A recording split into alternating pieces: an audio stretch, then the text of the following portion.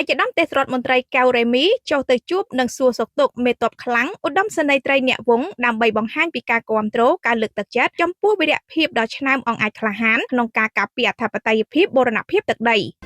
ឯកឧត្តមទេសរដ្ឋមន្ត្រីកៅរ៉េមីប្រធានគណៈកម្មាធិការសិទ្ធិមនុស្សកម្ពុជានៅថ្ងៃទី30ធ្នូឆ្នាំ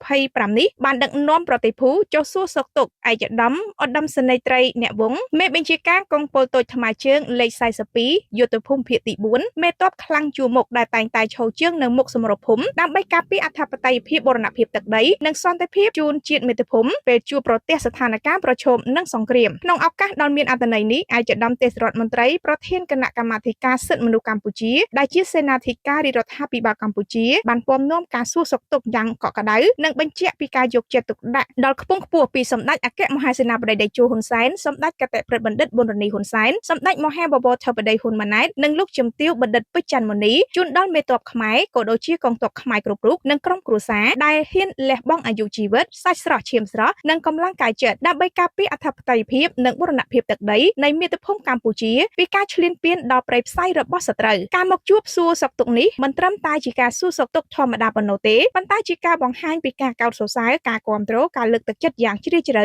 ចំពោះវីរភាពដ៏ឆ្នើមនិងស្មារតីតស៊ូដ៏អង់អាចក្លាហានមោះមុតរបស់មេទ័ពនិងកងទ័ពខ្មែរដែលជាមូលដ្ឋានគ្រឹះក្នុងការរក្សាសុខសន្តិភាពនិងសុវត្ថិភាពជូនប្រជាពលរដ្ឋទូទាំងប្រទេសដែលសមនឹងទទួលបានការដឹងគុណការកោតសរសើរនិងការគោរពយ៉ាងខ្ពង់ខ្ពស់ពីប្រជាជនខ្មែរទាំងអស់ទន្ទឹមនេះឯកឧត្តមទេសរដ្ឋមន្ត្រីក៏បាននាំយកថវិកាជូនដល់មេទ័ពដោយផ្ទាល់ដើម្បីរួមចំណែកជួយសម្រាលបន្ទុកជីវភាពគ្រួសារការឧបត្ថម្ភនេះនឹងរួមចំណែកយ៉ាងសំខាន់ដើម្បីឲ្យមេទ័ពអាចផ្ដោតតែលើភារកិច្ចការរៀបចំយុទ្ធសាស្ត្រនិងការបញ្ជាកងទ័ពក្នុងការតស៊ូប្រយុទ្ធនិងការពារប្រទេសជាតិដោយមិនមានការព្រួយបារម្ភចំពោះបញ្ហាជីវភាពគ្រួសារនៅខាងក្រោយមេទ័ពខ្លាំងនាំឲ្យកូនទ័ពខ្លាំងមានស្មារតីរឹងមាំសាមគ្គីភាពខ្ពស់និងត្រៀមខ្លួនការពារជាតិជានិច្ចមិនតែប៉ុណ្ណោះទេគណៈកម្មាធិការសិទ្ធិមនុស្សកម្ពុជាក៏បានចូលរួមយ៉ាងសកម្មក្នុងការជួយគាំទ្រមេទ័ពនិងប្រជាជនដែលរងផលប៉ះពាល់តាមរយៈមធ្យោបាយផ្សេងៗជាច្រើនរួមមាន 1. ការដាក់ពាក្យបណ្ដឹងដើម្បីការពារសិទ្ធិស្របច្បាប់ទៅតាមគ្រប់យន្តការអន្តរជាតិតំបន់ជាពិសេសទៅទីស្នាក់ការកណ្ដាលសិទ្ធិមនុស្សអន្តរជាតិនៅទីក្រុងហ្សឺណែវ